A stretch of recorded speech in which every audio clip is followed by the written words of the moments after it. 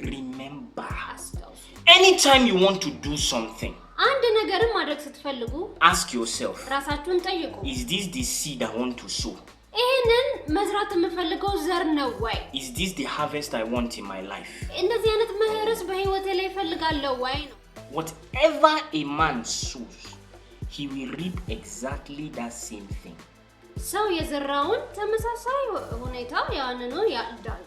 The problem is that his harvest,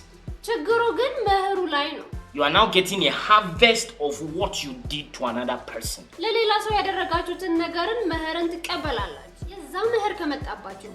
like it. Trying to make people look small. Trying to erase the good that people did for you.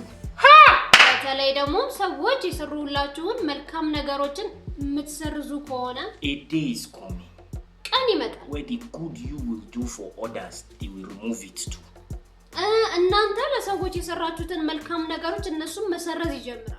You are stealing from your boss. Stealing from your office. One day, people will steal from you large things. So in the wrong seeds. Sow seeds that give people hope. Sow seeds that bring joy to people. Sow seeds that lift people up. Even the people that hurt you, still sow seeds of good. That's what the Bible says. I will use her. I will sleep with her. And I'll throw her away. You will receive a harvest of people who will use you too and throw you away. You are a lady. Your plan is you will use this man. You will take his money. You will use him to make your life better. Then you will throw him away. Your harvest is coming. Your harvest is coming.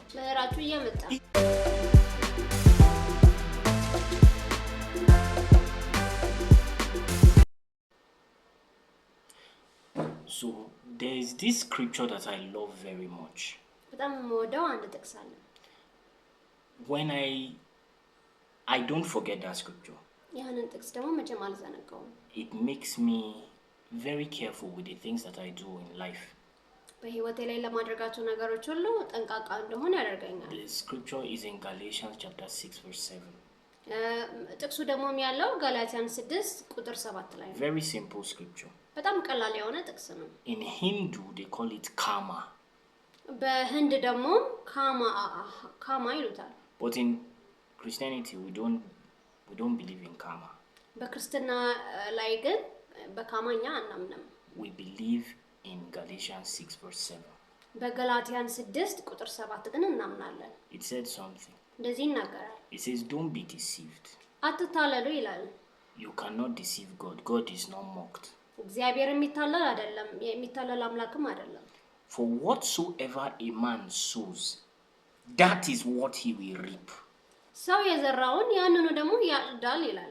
That whatever a man sows, he will reap exactly that same thing.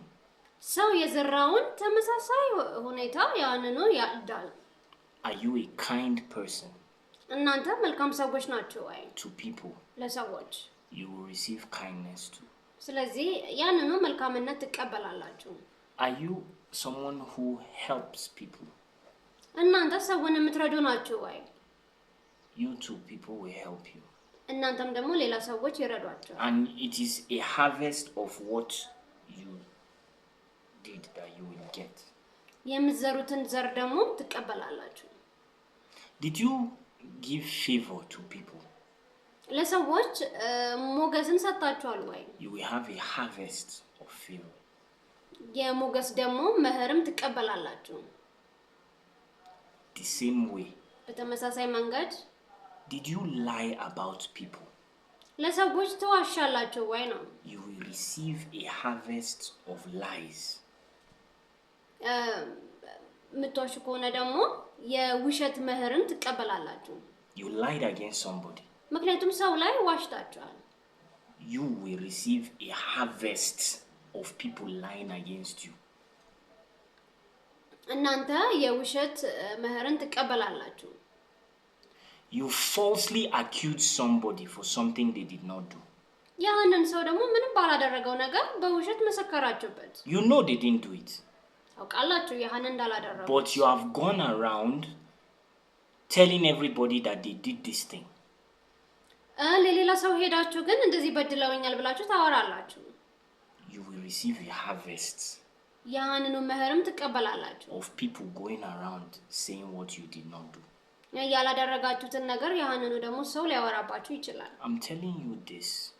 ይሄን ነገር ነግራችኋለሁ። Because I want you to remember that everything you do is a seed. የምታደርጉት ነገር በሙሉ ዘር ነው። Everything you do. የምታደርጉት ነገር በሙሉ you are sowing a seed. ዘርን እየዘራችሁ ነው። And you will definitely get a harvest. እናንተ ደግሞ መህሩን ትቀበላላችሁ። You insulted your teachers. አስተማሪያችሁን ሰድባችኋል። You will receive a harvest of insults too. የስድብን መህርም ደግሞ ትቀበላላችሁ። You abused people. ሰዎችን አሰቃይታችኋል። Insulted people. ሰዎችን ሰድባችኋል። You made people look like they are nothing. ምንም አይደላችሁም ብላችሁም ሰዎች በራሳቸው እንዲመለከቱ አድርጋችኋል። You will get a harvest of people too who make you feel like you are nothing. ምንም እንዳይደላችሁ ደግሞ የሚያሳያችሁን ያንኑ መህርን ትቀበላላችሁ። That's why I love that scripture. ያንን ጥቅስ መወደው ለዛ ነው። Galatians 6:7. ጋላትያን 6:7. Don't forget it. ይሄንን አዘንጉ። That the scripture was trying to say, don't be deceived. Don't let anybody deceive you. የእግዚአብሔር ቃል ይናገራል ማንም ሰው አያታልላችሁ ይላል። You are stealing from your boss. ካለቃችሁ ትሰርቃላችሁ። Stealing from your office. ከቢሮ ትሰርቃላችሁ። One day, አንድ ቀን people will steal from you large things. ከናንተ ሰዎች ይሰርቃሉ ትልልቅ ነገሮችን። You always are lying about one thing or the other. ሁሉ ጊዜ አንዱን ከአንዱን ታመካኛላችሁ። One day, አንድ ቀን you will receive a harvest of lies. የውሸት መህርን ትቀበላላችሁ።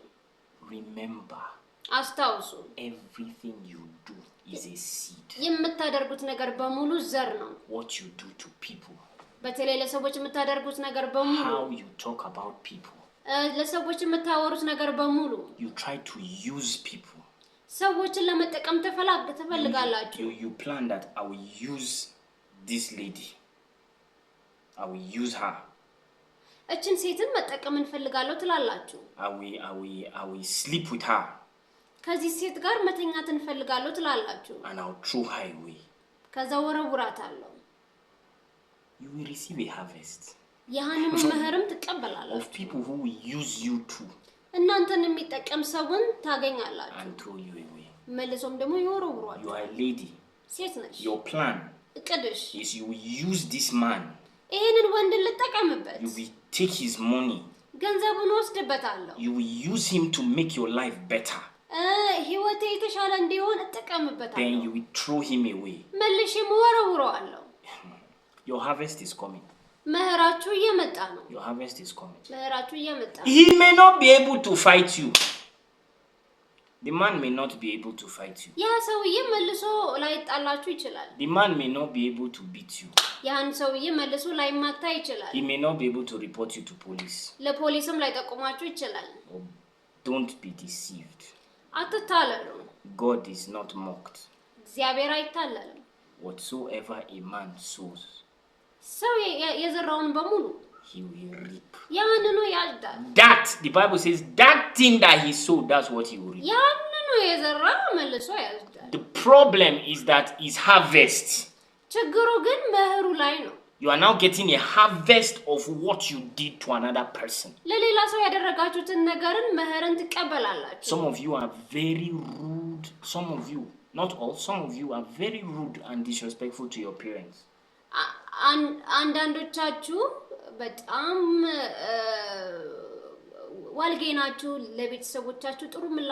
You don't know what you are doing to yourself. You talk to your mother anyhow. You talk to your father anyhow. You talk to your elder brother, your elder sister anyhow. Even your younger ones. You insult them, you talk bad to them. One day you'll be a father. One day you'll be a mother. You will receive a harvest of what you sowed to your parents. You will receive a harvest. Remember, anytime you want to do something, ask yourself, is this the seed I want to sow? Is this the harvest I want in my life? Personally, I love buying gifts for people. Once I have some money, I'm thinking of people who were kind to me. I'm thinking of what I can do for them. So I like buying gifts for people. Buying gifts for people. And I notice people also give me gifts. Because what you sow, you will reap. Whatever it is you sow, you will reap. One day, I was asking God, I said, God, how come that I always have money for food? I don't get hungry.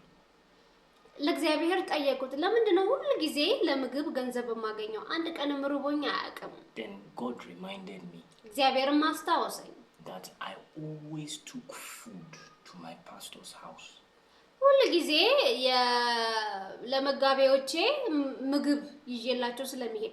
I loved it. I like thinking that my pastor is eating my food.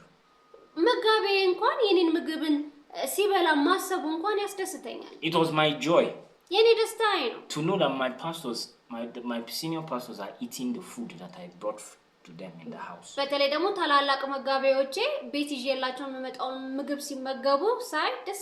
I've never lacked food. Never. Anything I want to eat. I'm telling you this because some of you have sowed some very terrible seeds.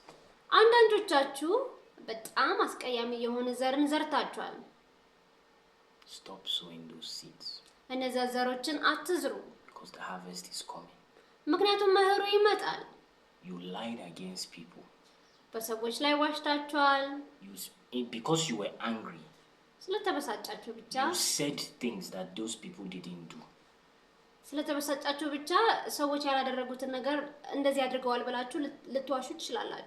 Change it by apologizing to them. Because the harvest is coming that you will not like. Don't do it. Don't sow the wrong seeds. You see, some people, it looks like they are successful.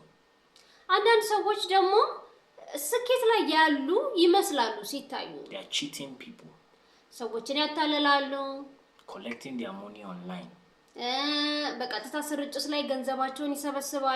man who is always lying to different ladies and sleeping with them, telling them you marry them.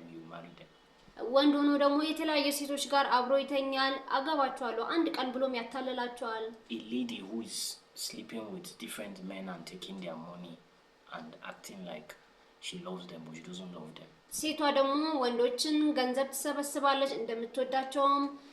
ታስመስላለች ነገር ግን አትወዳቸውም። The harvest is coming. መኸሩ እየመጣ ነው። When the harvest comes, መኸሩ ግን ሲመጣ prayer will not solve the problem. ጸሎት ችግራችሁን እንትን አይለም። Prayer will not help you. ጸሎት እንኳን በተጸልዩ እንኳን ችግራችሁን ሊቀርፍላችሁ አይችልም። What will help you at that time will be the mercy of God. በዛን ጊዜ ሊረዳችሁ የሚችለው የእግዚአብሔር ምህረት ብቻ ነው። So I'm begging you today. ዛሬ ለምናችኋለሁ። Stop sowing the wrong seeds. የስህተት ዘርን መዝራትን አቁሙ። Sow seeds that give people hope. ለሰዎች ተስፋ የሚሰጥን ዘርን ዝሩ። Sow seeds that bring joy to people. ለሰዎች ደስታን የሚሰጥን ዘርን ዝሩ። Sow seeds that lift people up. ሰዎችን ከፍ ከፍ የሚያደርግን ዘርን ዝሩ። Even the people that hurt you. በተለይ ደግሞ የሚዋሿችሁን ሰዎችን still sow seeds of good. መልካም የሆነውን ዘርን ዝሩባቸው። That's what the Bible says. መጽሐፍ ቅዱስ የሚናገረው ይሄ ነው። And God will fight for you. እግዚአብሔርም ደግሞ ለእናንተ ይዋጋል። But if you say you can fight yourself, ነገር ግን እኔ በራሴ መዋጋት እችላለሁ ካላችሁ God will say no problem. እግዚአብሔር ችግር የለውም ይላችኋል። You can fight for yourself very well. ለራሳችሁ ተዋጉ ይላል። Sow the right seeds. ትክክለኛውን ዘርን ዝሩ። I beg you. ለምናችኋለሁ። Sow the right seeds. ትክክለኛውን ዘርን ዝሩ። Don't lie about people. ሰዎች ላይ አትዋሹባቸው። Don't take what doesn't belong to you. ለእናንተ ያልሆነውን ነገር ደግሞ ከሰዎች አትውሰዱ። Don't use people so that you can collect something from them.